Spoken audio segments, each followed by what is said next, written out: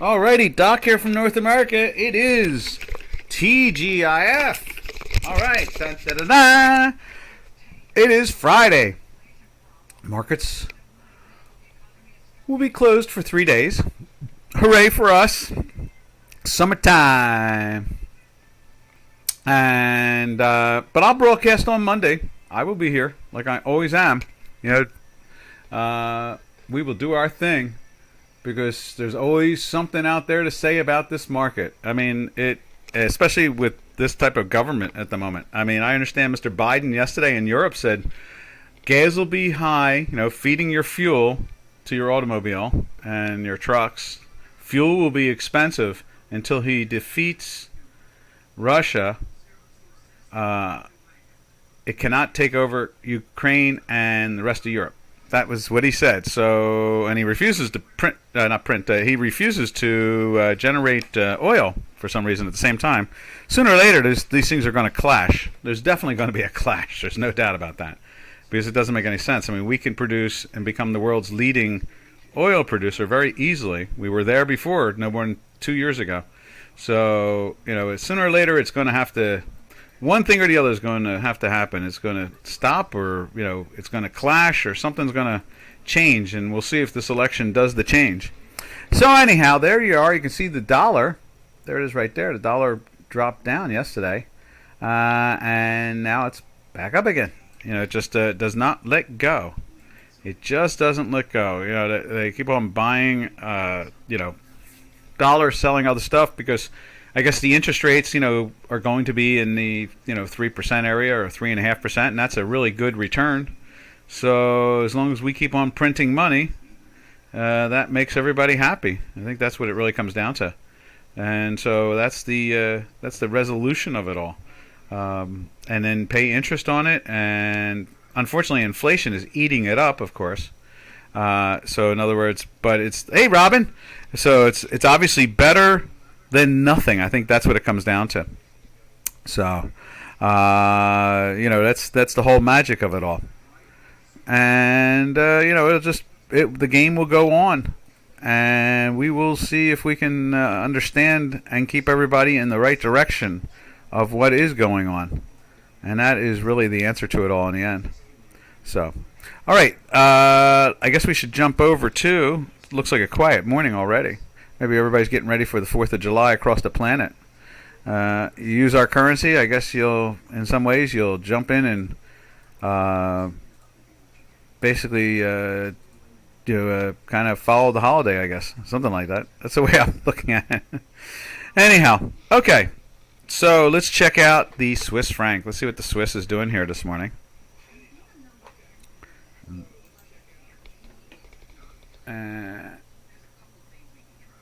Let's see, right there. And let's put the Swissy up there on J4X. Right there. You can see it right there. You know, it's turned into a little green area there. And when we look at it over here, let's see, let's find it right there. It closed in a buy. It didn't close in a buy yesterday. Still in a sell. And just by the hair of its chin, I guess. Yeah, look at that. And today it's definitely pushing up really firm. We're getting some firmness here, and it looks like we're going to close in a weekly buy if they hold up in this area. Wow. So that, I guess they're saying, hey, you know, buy dollars. It's the best return you're going to get. And oh, there we go. There's Janos. Good to see you, Janos. And let's see. Just us, huh? Oh, you did. Okay, good. You put a notification up. Good. Well, I'm sure people will show up. Let's see what the stock indices are doing. I know you always enjoy seeing the stock indices first, so let's deviate and see what's going on with the stock indices. Yesterday, there's the Tech 100. They knocked it down again. Today, it's kind of flattish, you know, not too bad. Let's see. Let's open up the intraday too. Right. Where's that? Right there. There we go.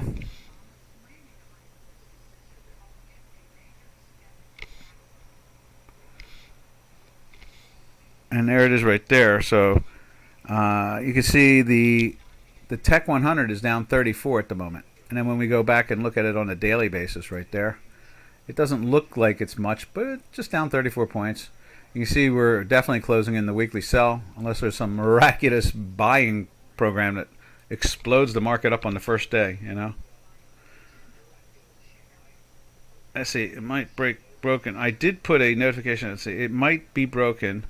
We'll test with another notification in 3 minutes. Excellent. I appreciate that.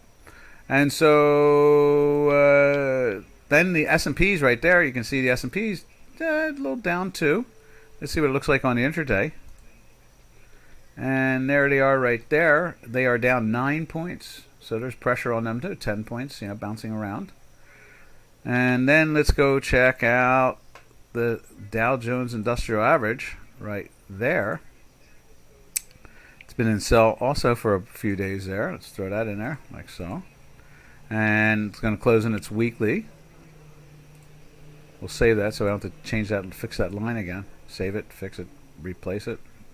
And then let's take a look at it there. There it is. This is the Dow Jones Industrial Average, and it's down 99 points. So a little pressure.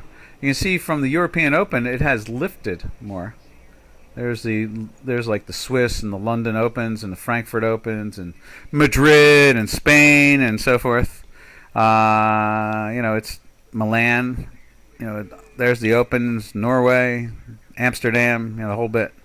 Everybody's opening up. You can see the strength in it right there. And you can see the strength in it right there, right now, as we speak, in this intraday chart. And then we drift over to the futures contract again, the daily. You see just down a little bit. See, 99 points doesn't mean much when you look at the chart anymore, you know?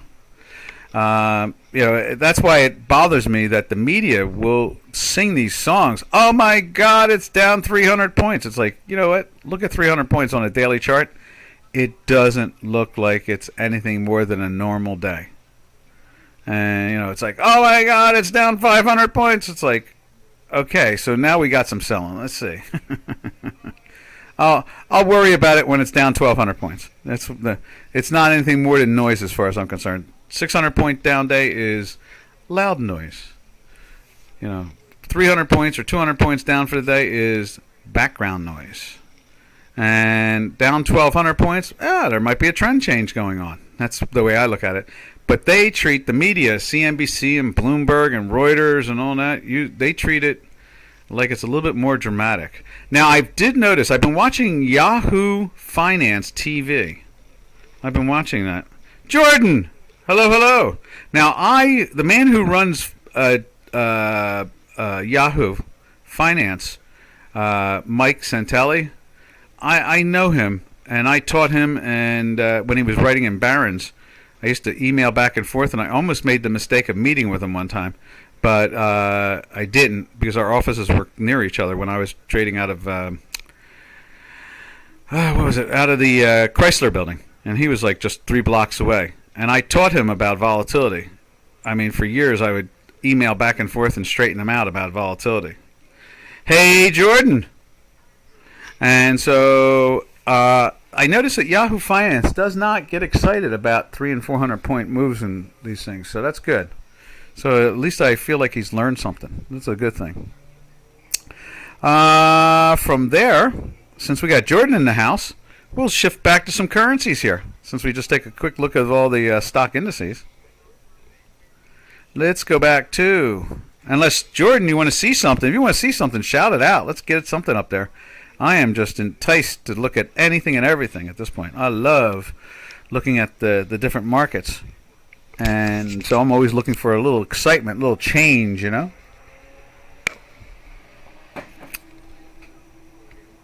Let's see, right there. Let's see. You see no pop-up. I guess you know, it's the mechanics of it. You know, when I go back and look at one of my webinars here or there, there's a lot more viewers in it. That's always cool. You just never know can you really see who's in there and not? Sometimes it's really hard, isn't it? So sooner or later it works, and as long as I do a good webinar, people tune in sooner or later. That's the way I look at it.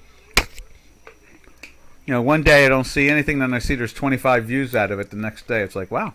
Okay. Or that evening when it gets up on the YouTube. So there is the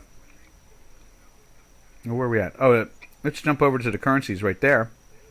And Swiss is still looking very, very firm. Let's go over to cable. Not cable, let's go to euro. Euro looking very, very weak, matching up with the Swiss, and that's going to find its way into a weekly sell just after just 2 whole weeks in a buy. Look at that.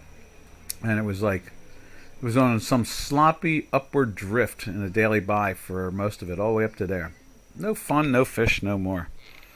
See, sometimes even ask questions after the stream. Yeah, that's cool. Yeah, exactly. You know, it's out there. It gets out there, and I'm happy. Just the fact that anybody asking a question is opening my mind. You know, when people ask questions, it opens my mind. Robin and I stood in the trading pits throughout the decades, you know, and it was very mentally healthy to have people challenging your ideas or confirming your ideas or giving you new ideas. It was really healthy, you know. Around fourth chart, 4 hour. You want to see the euro in the 4 hour? Sure, we'll do that.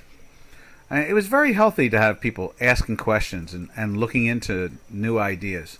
You know, some made no sense whatsoever, and basically a lot of people in the crowd would say, "Oh, that's stupid," and then they would stop talking about it, or they would try to make another case in a different direction. So, it really is, to me, the webinar satisfies that. When I got people asking questions, I am so happy to hear just another idea. And I mean, you can't walk out your door at your house and you know, try to start talking about the markets. Most people are not going to pay attention to what the hell you're talking about. I was helping somebody out yesterday, and I'd forgotten what was going on. Well, I think I was asked the day before, but it kind of, I had to go. They needed some help with their family and go to a certain lawyer for something or another, and so I went up there, you know, about an hour and a half away from where I live, and the end result, his uncle is an accountant, and he said, "So what do you do?" And I told him about the markets and all like that. Didn't say a word. Was relatively silent about it. You know, and he didn't say anything like, "I like the markets," or "I like this," or "I like that." He didn't know what to say, because of, I guess, what I told him, being a member of the New York and the Amex, and the American Stock Exchange on the equity side, and being involved in all the futures exchanges on the future side, and the Philadelphia Stock Exchange too. So I was a member of 3 different stock exchanges. I think maybe even a 4th. I might have been a member of the Midwest, and I didn't even realize it. You know, that type of thing. And I guess, you know, a CPA hears that, and they don't want to talk about the markets. They know that they're, you know, well beyond anything that they know in financial markets. So, you know, you can't get that, but you can get it here. I like the idea of being able to talk to people that actually care about the markets.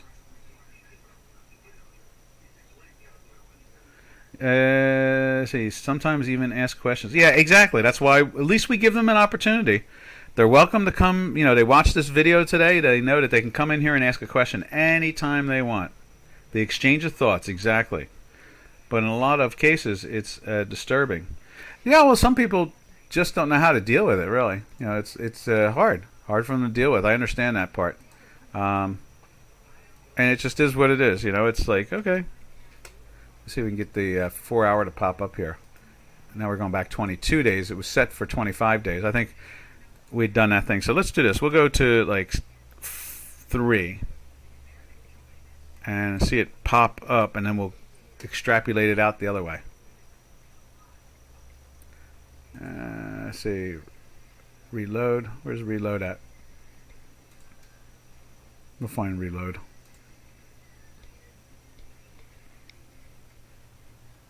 There it is.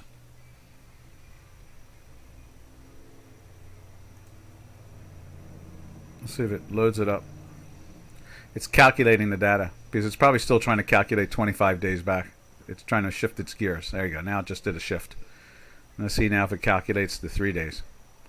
So yeah, that's really what it comes down to at this point. Is that you're right? People, it's disturbing to talk about reality. They don't want to. They don't want to ask a question and feel foolish or not know. Or and as far as I'm concerned, any question is a good question in markets and finance. And there's all I always say is there's a short answer or a long answer. That's it. But there's no dumb questions when it comes to money.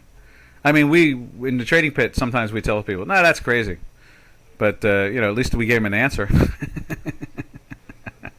There were some that would always talk their book. That's what we called on the equity side. In other words, they loved something or they wanted everybody to buy, so they would talk about how bullish things are. And when they wanted to sell it, vice versa, they would do the opposite. So that they would tell people how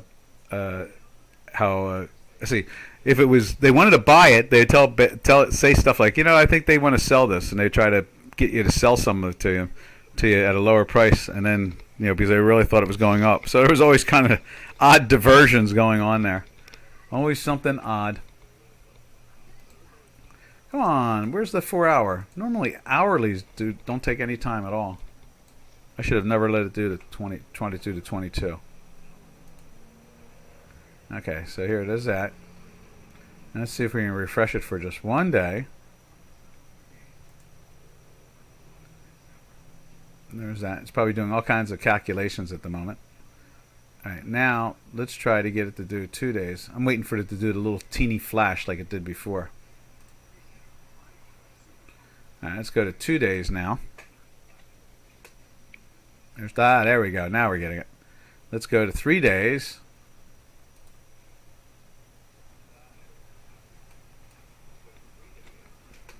There we go. Now we got it going. See the dots are appearing and all. Now we'll go to 4 days. We'll start to get a line down there soon. And let's go to 5 days.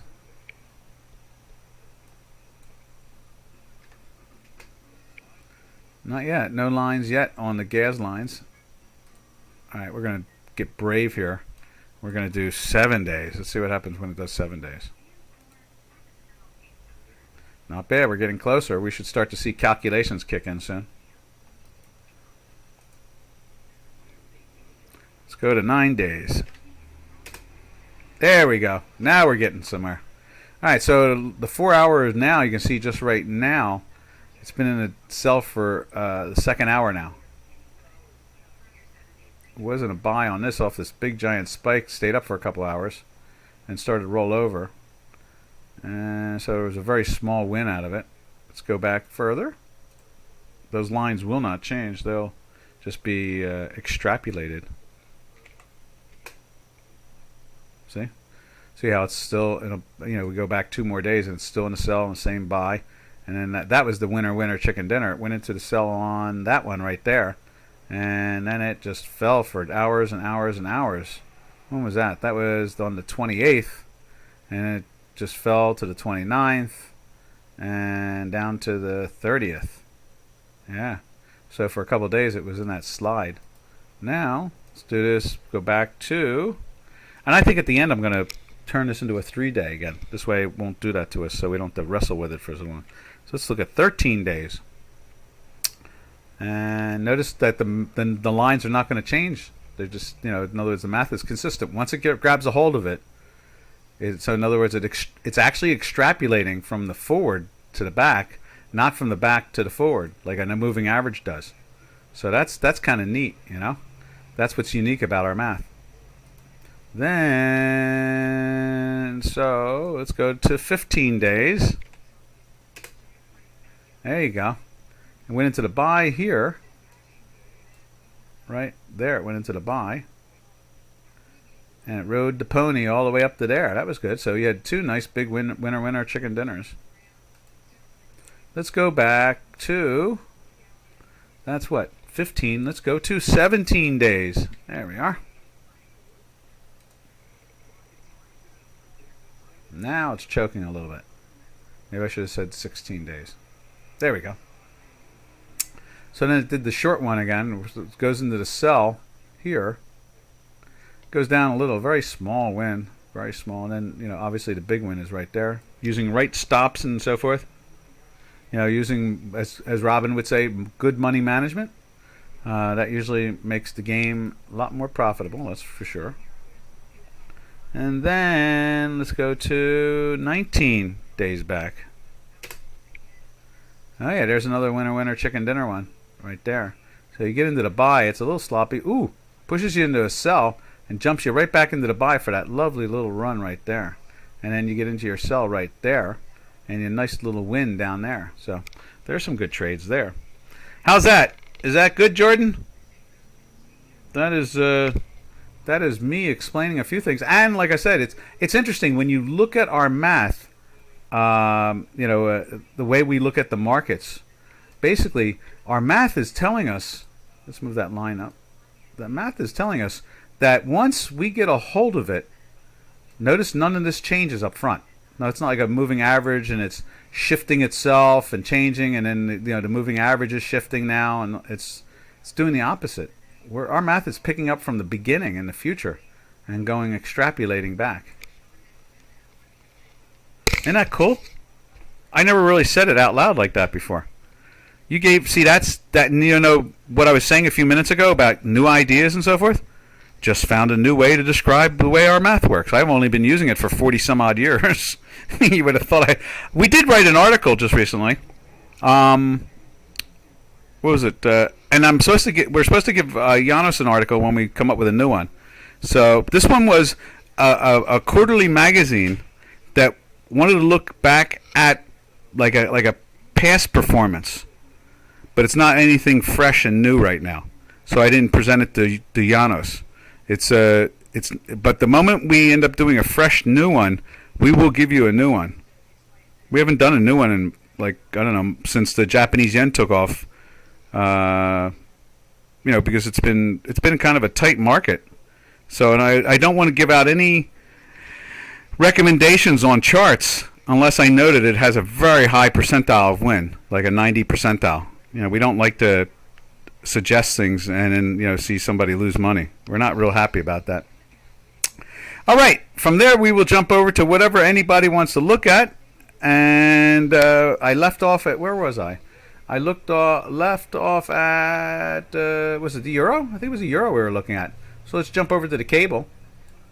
And the cable is probably looking the same way as the euro is. I know it's a couple more days of sell than the euro is. Yeah, so it's 4 full days now in a sell there, as you can see right there. And you can see, let me think. Oh, I don't think you saw everything on that last one. I just realized that I didn't shrink it down. Let me just give you a picture of it so you can see what I was talking about. So I go like that, and then I go like, where's it at? It's right here. And I should change it so it's only down to 2, so we don't have that problem again when Jordan asks for something. And there it is. So there's that. That's what we're talking about. There was a sloppy little win, here, but that was a nice big win there. There was a nice big win there. That was a really cute little win here. Like it was kind of like the win over here. This one was sloppy nowhere. Actually, that's a loss right there. And then this one's a nice little win there. Whoop, I'm moving it accidentally. Right there. And then right there is another nice win. And this was just one of those where it gave you a nice little win, and then went into a sell, and then it started to make it even better. Alrighty, now what I'm going to do is I'm going to change that back down to say 2 days. This way, when you ask again, it'll be very easy to go look at it. Instead of having 25 days in there and it starts calculating and trying to start from the future, moving into the past 25 days. That is a tough mathematical calculation, trust me. I do it all the time and use it on modern physics and so forth, and it is definitely it makes the whole modern physics look totally different. Mainstream physics changes its whole complexion. I've been thinking about writing this massive paper and putting it together, and then when I'm ready to pass on, I'm on my deathbed, I'll let them publish it. I'll have all my formulas and everything, but I don't have to live to see how stupid humanity uses it. Let's see. From there, or if they do use it. From there, we were looking at the cable, so let's go back to that cable real quick. Yeah, wow, they really put a punch in the face there, didn't it? It went from 122 down to 120 today. Ouch. Ouch. And that thing just refuses. The cable just refuses to get into a weekly buy. Just refuses. It just will not do it. It just fights it. I mean, day in and day out. Let's see what it looks like over there on J4X. It must be a sea of red. Cable, cable, cable. Where are you, cable? There you are. Yeah, sea of red there. Just with a little interlude. A little pop-up for a few days. And then you've got, you got a couple... Did it do it there too? Yeah, we went into a buy for a couple days and and we were in a buy all the way up until... Well, on our work, let's just stretch that out a little bit so you can see it. And I think I'll do a resync so you can see it better. So you can see that there. Goes into the buy here and never lets go throughout this whole mess to there. Then it goes into the sell. So that's almost like sleepwalking. We talked about that, how it was so dead you knew that this triangle was going to do something. And sure enough, after 3 days, look at the smash they do today. A 2 full handle drop. Ouch. Ow! Let's see, what do we got there? We see Kimbo. Yo, Kimbo! How do you read this indicator of yours? Or what's the start with it? Yeah, okay, yeah, that's cool. We were just going through it, so it's pretty cool. So what you do is,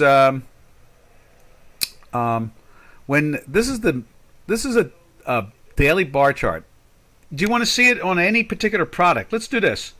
Would you like to see it on any product? I mean, here's cable, but I can show it to you in euro. I can show you I'll explain it. Anything you want to see, gold, you name it, I'll explain it in it. So you'll get two things out of it. Understand the rules, and 2, you'll see something you like to follow at the same time. Something that you do follow, so you're more familiar with it at the same time. So shout out any particular product, and I'll start to explain it, and then euro. Okay, there we go. We'll go back to the euro. Here it is right there. There's the euro. All right, so the way it works is here. The top chart is a bar chart of the euro on a daily basis. In this case here, it's in a candlestick form. Someone must have asked for a candlestick, and once they did, I left it up there. Never changed it. Just the way I am. And then, so then what happens is that you can see here, when the green line is put in, this is a reminder that it went through. And let me widen this out so you can see it even better. Okay, so what happens, you see the green line here and the histogram are breaking through the 0 line here. That's why we put the dots there. And that means to be long. And you can see the product finds a way to go higher. The next day, we can move this over a little bit like that. Let's see, did it go higher the next day? No, it didn't. So it did go higher on the close, but in the end result, it closed lower for the day. But it's still in a buy. At the same time, our weekly indicator down at the bottom was in a buy also, right there. And we put this big line in there just to remind you. And what happened was this green line there. I guess there's no histogram on this. Why is there a histogram? Yeah, there's a histogram. Why aren't we seeing it? What's the issue there? Why are we not seeing the histogram more on it? Cancel. Let's see. Let's scrunch this up. I see it there. So there's a histogram there. The line is making it too noisy. I wonder if we can just push it over a day like that. So there's, so the histogram, and this is through the buy. It goes into a sell there on a weekly, then goes right back into the buy. And in this case here, it went into a daily sell here from this indicator. This is the daily indicator. This is the weekly indicator. So what we're doing is we're following both. And when they line up, that's when we see a good trade occur. I don't shout it out. I just said it. It's a trading on the floor term. I hear you. Yeah, that's okay, Kimbo. I like that. That was a good one. Made me laugh. So I know. No shouting. In the end result is that this is indication of being long. And you can see it finds its way to go long. Nothing ever goes in a straight line. Sometimes you have some wonderful blasts, but overall, no straight line. In this case here, the weekly also is confirming to be long. And the weekly, and it's long. And then it goes into a sell. And you can see our weekly now is below the line. So we're not confirmed in a sell until the final close of any of these products. But we know that there's weakness going on a weekly basis. That's why we have this big, giant pink, matching the pink line there in a sell. So you know that one thing you don't want to be is long when it's underneath the weekly sell line. You'd rather be neutral, or if you're a farmer or something, you have a supplier or a currency trader, and you have positions at a bank, you need to, then it helps you even more when looking at these things. But as an intraday trader or a trader, it's a little different. You just know that the weakness is coming, and if you've been long, wasn't it you, Kimbo, that was talking about you were long, or was it Jordan that was long euro? And I was saying, oh man, that thing's in the weekly sell. It's not confirmed. You want to be, you don't want to be long. You would be rather better off flat or nothing flat. Having no position, or short, one or the other. Because we were in a daily sell too. And I said that to you or Kimbo or Jordan. It was probably, I don't remember. I think it might have been Jordan. So I remember, or it might have been you, and you said, oh, I'm going to get out of it. I'm going to get out of my long. It might have been Monday you said that. So that was probably like with this going on right here when it was still in the buy. And sure enough, it closed, or it must have been at the beginning of this day right here. So in the end result, as you can see, the pressure is on it and it heads down. And that's how that works with everything in our math. So in other words, it gives you this flavor. I smell weakness. Yes, I like that. You don't taste weakness. You smell it. I like that. That's a good one. I was long, but the 2D minutes, and also I get it's better to be with the trend. Exactly. So, and we just got done looking at the 4 hour. Did you see when we showed the 4 hour for Jordan?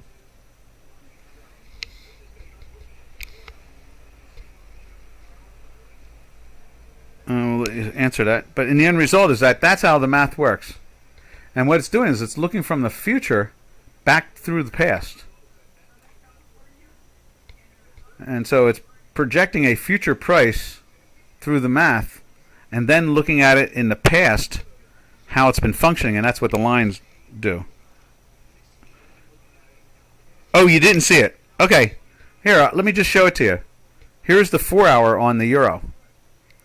And we can give you a 2 minute too if you want to take a peek at that.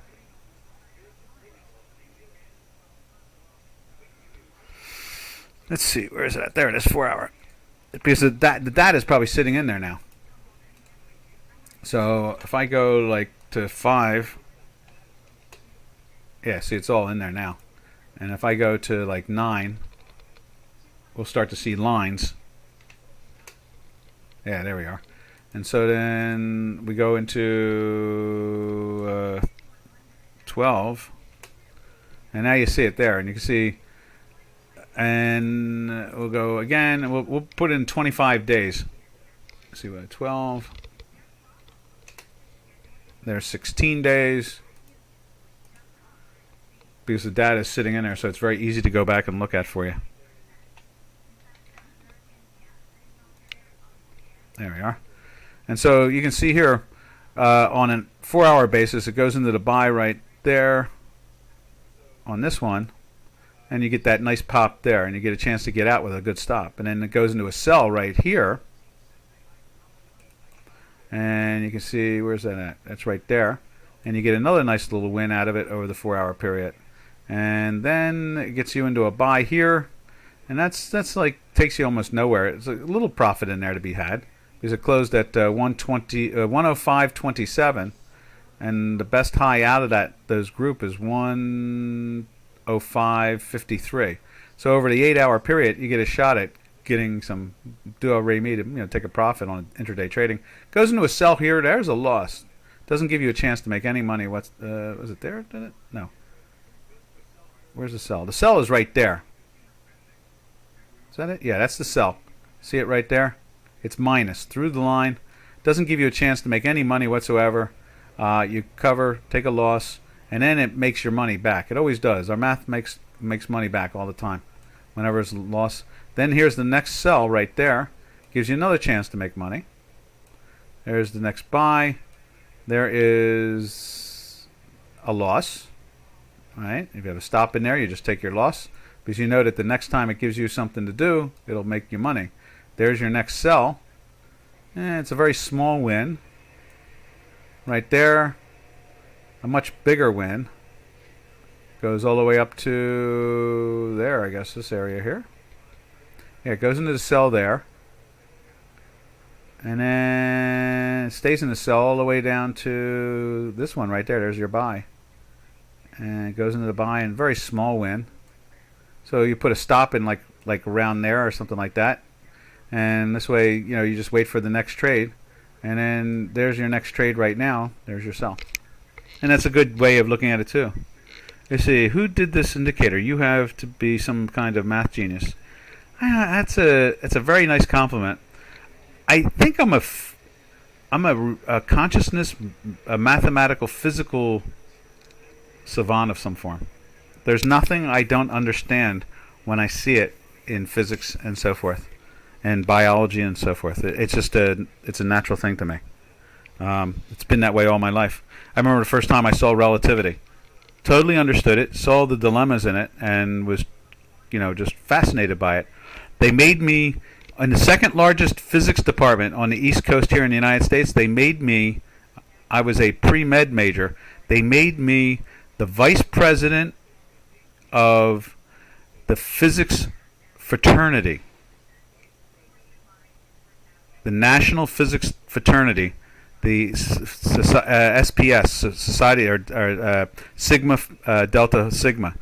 They made me the vice president in a matter of 6 months of taking my first physics course. And the reason I didn't become president is because the senior, because I was a junior, the senior who had the presidency was in a program already. He'd been accepted into a master's PhD program in physics out in California, and he was just waiting to graduate. And so he was the president, and I was made vice president. I just grasped math and I grasped science naturally. And so when they legalized options, it opened the doorway. That was in the early 70s, in the mid 70s. So the moment they legalized options, a lot of us saw, just looking in a math way, the zero-sum factor was removed.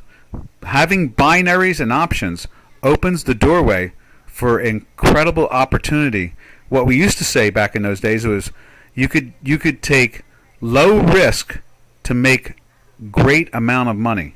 That's what the derivatives market did. It opened the doorway. It's called the zero-sum factor in mathematics. And so imagine, I'll describe it to you really clearly and simple. Imagine that you're playing a game of cards. The card deck basically has 52 cards. 2 are jokers. But you have 52 cards. Now, how many people really at the table can really play a game? Poker. Well, 4 or 5. 6. 6 stretches it. Makes it very hard to deal from a deck of 50. Because of the face, really there's only 50 cards you're using. So 6 times 5 is 30, and if you're discarding cards, next thing you know, you don't even have enough cards to play the game, more than one hand. Okay, that's the zero-sum factor. They removed that when they created binaries and options. And so now, with that 50 cards, or 52 cards, however you want to describe it, of a deck of cards, you can now, with options and binaries, you can have millions play with the 52 cards. And there's plenty more. Because you can turn those cards into options. And it opens the doorway for unlimited participation. Also, you can do it poorly and take on incredible risk. Or you can do it smartly and take on incredible opportunity to make great money on very little risk. How about that? Does that make any sense? I hope I explained it well. I love explaining that. It's very rare that I ever get a chance to explain it that way. Once in a while when I'm drinking and someone says, what do you do? And I try to explain it, and I go, well, this is a dangerous thing to do. So then I go right to the poker analogy. And I go, and I tell, you got a deck of cards. I give them the poker thing. Yeah, well, when you're drinking and at a cocktail party or something like that, and someone says, what do you do? And I say, well, I trade derivatives. And they go, well, what are they? And I was like, I'm kind of a little lit, So I'm willing to talk about it, And so, because most of the time I just tell people I'm a farmer. When I'm sober, I tell them I'm a farmer. But when I'm drinking or something like that, I get a little more exotic, Yeah. Don't explain it while you're drinking. Oh no, it's a lot of fun. It's fun to watch people go, oh. Yeah, they don't want to talk to me afterwards, or they ask me some other strange questions, one or the other. It's one way or the other. Well, up in Princeton, it was always very easy. Everybody understood, zero-sum factor, and, we're other mathematicians. They're, PhDs and things like that, so it was a lot easier. So, but yeah, and it's a holiday weekend here, so I am sure I'm practicing for the weekend. Somewhere along the line, I'll be drinking some bourbon, or knocking down some vodka or doing something, It'll be somewhere along the line. It's the birthday of America this weekend, so. Oh, yeah. All right, I'm ready to get tuned up now. Now you got me excited. So, okay, where'd we leave off? That's right, it was for you explaining. That's it. Yeah, there you go. So that's how it works. So what we do on our webinar every day is we just say, hey, tune in, ask a question, and we'll just tear it apart together. I don't always get a chance to talk about it, unless I'm drinking. Then I got a hangover. So, all right, where do we go from here? I think we just left cable, right? What's on J4X? Cable. Okay, so let's go from cable to Turkish lira. I saw it went into the buy yesterday. There it is right there. It jumped into a daily buy. Still in that weekly buy. It's not letting go. And when we go and look at it, through J4X, we'll throw the chart up on there too. And I'm going to throw dollar right there too, so you can see it on ours. There's the dollar. It's not letting go. That thing's been in a weekly buy. The dollar one, my God, the thing's been in a weekly buy since like February or January or something crazy. Yeah, February. Look at it right there. Went into a sell for a couple of weeks in January. And bang, right into the buy again. It's been in that buy ever since. It just refuses to go away. Let's see how it looks on J4X. It's the same way you're going to see a sea of green. Especially in the dollar pair. Dollar Turkish pair seems to be almost like a technical analysis chart more than it does a currency chart. Whereas the Euro Turkish lira seems to be the real one you want to trade, because I guess it's location, location, location. I say that in the webinar here, is that Europe is adjacent to Turkey, so they're trading product back and forth. Whereas no, that's not it. Whereas in the American market, and then someone came onto the webinar yesterday and said that they're working on here. Let's just throw it up. Look at that. Look at that long run of green in this thing, back in April. And it's, it just keeps on. Since we went into that weekly buy, look at it there. We've been in a weekly buy since like in here, where that big hump started to go. And there's been more green than there's been red, that's for sure. So, oh no, I'm a happy drunk too. In other words, if I'm taking people off course, I usually shut my mouth. I can see when people glaze their eyes over. When you've been a floor broker, and Robin can attest to this, is when you've been a floor broker on the trading floor, you know when to say something and when not to say something to a great extent. You can see when people are like, nah, and so you just kind of, you see the eyes glaze over and okay, they're not listening. So, yeah. There's always the one at a party that actually has the capacity to appreciate what I'm saying. And so it's like, it's always nice that I get it out, get the message out. Because we love options. We love binaries. We believe in trading them. So I'm an evangelical options trader. All right, from there, where do we go from there? Let's go over to, let's check out the Canadian. There's the Canadian right there. Jumped into the daily buy a couple days ago right there. And it's kind of breaking the top end of the range. It's been in a weekly buy for a few weeks. The pressure is on. It's not letting go. And then we go over to it on J4X right there. I know we have 2 days of green on there. Where are you? Come on, CAD. There you are. Yep. 2 days of green. See it? Yeah, there's a real tiny one there yesterday, and now you got one there. Over on Chicago, we're 3 days in a green at the moment. Sometimes J4X is with us, and sometimes J4X is a little ahead of us on these hinky ASCII bars, and then sometimes they're behind us. So it's just, but it's a good tool. If you want to try to add more purity to your math, your charting, throw in, look at these tools here: the hinky ASCII bars, the slow-moving stochastic, which is the dashed line there, and then there's the fast-moving stochastic right there, and they're competing. When it breaks down below it, you can see the pressure starts to build in this product. It has a tendency to match up to our math here on our green lines right there. Why is that? Where is it at? Where's our green lines on there? What the hell are we? Oh, it's a white line. Why is it a white line? I think I fixed that before. Let's fix that. Whoa. There it is. So that's going to be white, and that's going to be green. There we are. Why is the histogram, or the time manifold, purple?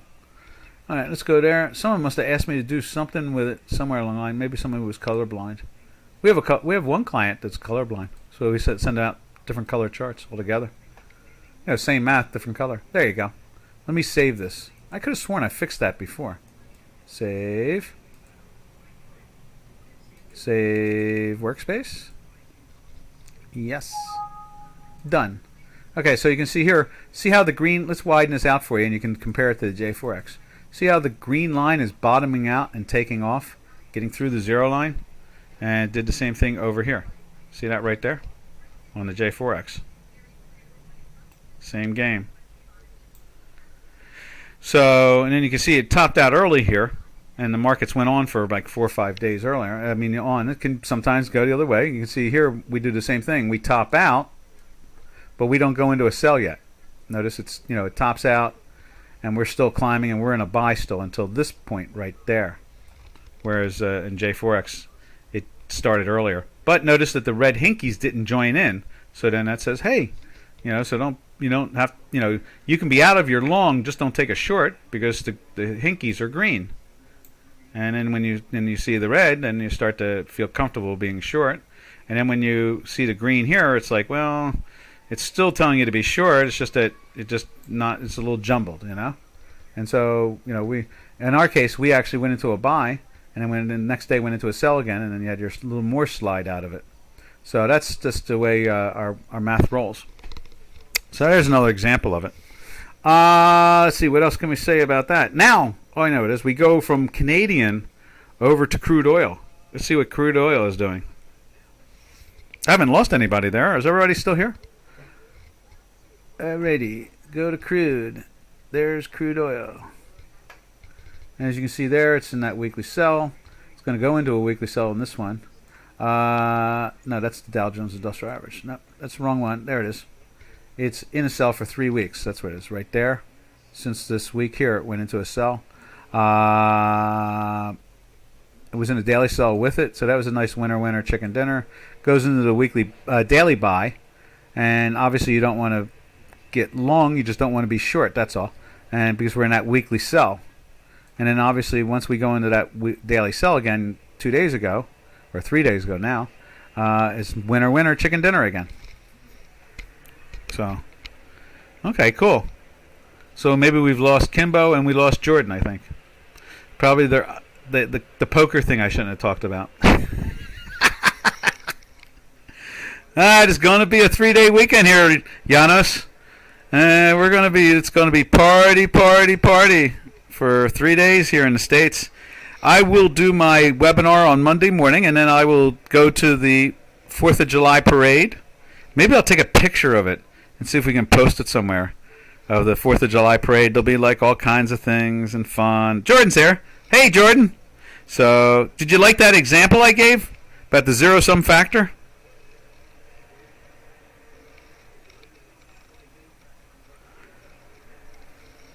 Let's see what else we got going on here. So, crude oil is what's crude oil doing? So, crude oil is, we have Canadian up on the J4X. Okay, so you can see there that Canadian is lifting, and at the same time, oil has been falling down. Now today, with oil lifting up again, let's just go back to Canadian on ours so you can see it a little bit more raw.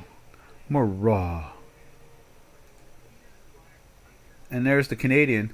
You can see, I would have thought that would be heading down. You know, it's not doing that yet. We're still at the highs of the day. Maybe by the end of the day, you know, it'll start to do it. Cool. Very cool. I'm glad you enjoyed it. I like to try to get the ideas out clear and clean, you know. It's a love. It's a love of mine. I love it. I love it. Talking about the markets is so much fun. Makes my heart warm. Let's see, what else we got going on here? Let's go over to gold. And at the same time, I'm going to throw South African Rand into the Chicago Quant chart. Where are you? Right there. There's the Rand. And then what we're going to do is we're going to go to gold. And you see gold right here is going down, losing more, going to 7. Look at, we almost touched 1780 today. Smack-a-doodle city. And so, you know, we've been in the sell there since back here, since the 1840s. And we went into the weekly buy, and it wouldn't let you be long. You know, it just wouldn't let you be long, and now we know why. That those sellers are out there. And then finally this week it's giving it to us. Now let's take a look at the South African Rand on J4X there, as we look at the metals complex right there. And you can see, you know, it's been moving up, which means it's losing money against the dollar because gold is going down, you know, and that's usually the way it rolls. Just the way Canadian usually will. In other words, I'm not too comfortable with the strength in it today, but maybe by Monday or something like that, they'll start to sell it again because of gold, with the oil going up in value. We'll see. We are in a weekly sell, so it could be short-lived, and Canadian could be telling us more of the truth than anything else, and that oil may roll over again. Just the way, in many ways, the South African Rand tells us really a lot about the market of gold, because when it takes off, gold seems to follow it more than the vice versa. They are interesting, you know, interacting pairs. Gold and the South African Rand and Canadian and oil. They're very interesting pairs, you know. So from there, why don't we do this? We don't have much time left, so why don't we do this? We'll go to silver. We'll go into the whole thing, and we'll give you a quick flash at the very end of the Mexican peso. So you can see here, this thing just refuses. Silver just refuses. It's been in a weekly sell since mid-April. I mean, it just refuses to get into a buy up in the 2600 area, and the way it's trading now, look at this. I didn't even think we could see lower than, what did I say a couple months ago? I thought that they would stall out like $18.75, maybe $19 and change. I have a hard time believing that they're breaking the 20 to begin with, but they're doing it, and there it is. And I remember saying at one point, someone said, "How low could it go?" Or Robin and I were in a discussion about it, and it's like I thought the 24.55 was going to be this major new support. I thought it was going to be Obama's new normal. That's what I thought it was going to be, the new normal, you know. And no, it's not. I mean, they're finding ways to sell this stuff again. They just refuse, and there is no inventory out there. So when you go to buy physical silver, you're going to pay $10 an ounce higher, not 10 cents a higher, $10 higher. Recession? You think that's what's doing it? I mean, they are smacking it because they can't manufacture things with silver as much as they used to because of the recession. Yeah, that makes sense. So I mean, they just refuse. And then copper's rolled over too. Tried to go into the buy there for a day, and it's in the weekly sell, and it's doing the same thing. That's that recession, as you say, Robin. There's your proof right there. Recession is doing it. It's smackadoodle city. They are really taking a chunk out of it all. Partly, yeah. Yeah, no, I agree. Well, you and I talk about this a lot, so I mean, I totally agree with you. It's got to be something like that. I mean, and Robin's very active in the physical metals market. So whereas I can buy it and it's sitting in a coffee can buried out in the field somewhere, multiple coffee cans, but I don't pay attention to it. But Robin, he trades it off and on, the physical. And he says that the premium in it is like $10 over. So right now, if he was going to go buy some silver physically, he'd have to pay like $28 or $29. But the futures contract, futures contracts are like a paper contract at this point. It's like an index. It's not really a physical thing. All right, from there we go over to the platinum again, as we did yesterday. I like to look at it at least twice a week. And there's platinum just pressing down, trying to support the 900 area. It does that a lot. Drifts into the 800s once in a while. But you can see on the chart there, that's back in May of 2001. It does not like to break it, It is what it is, Eagles are 25 now. 35. So that's $16 premium. $16? Yeah, that's a $16 premium to the futures contract. Wow. Last time you told me it was like $13. It just refuses to give up. So the physical is not willing to give it away. They're just not willing to give it away. The paper contract can get smashed all day long, but they're not going to give away the real physical. That's something. All right, traders, this is Doc. We will catch you on Monday. That will be TGIM and 4th of July. So it's 4th of July, the birthday of the U.S. Constitution.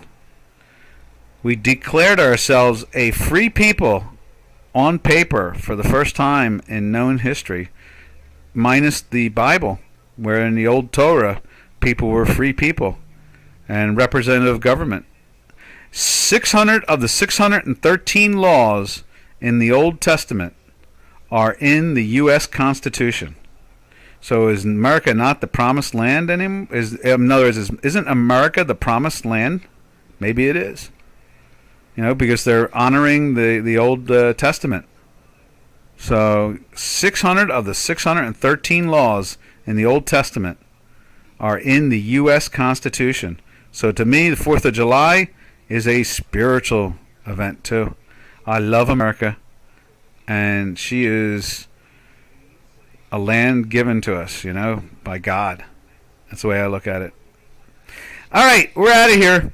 Happy 4th of July. Happy trails to you until we meet again. Happy trails to you, to our good trading friends. Ta-ta, traders. Catch you later.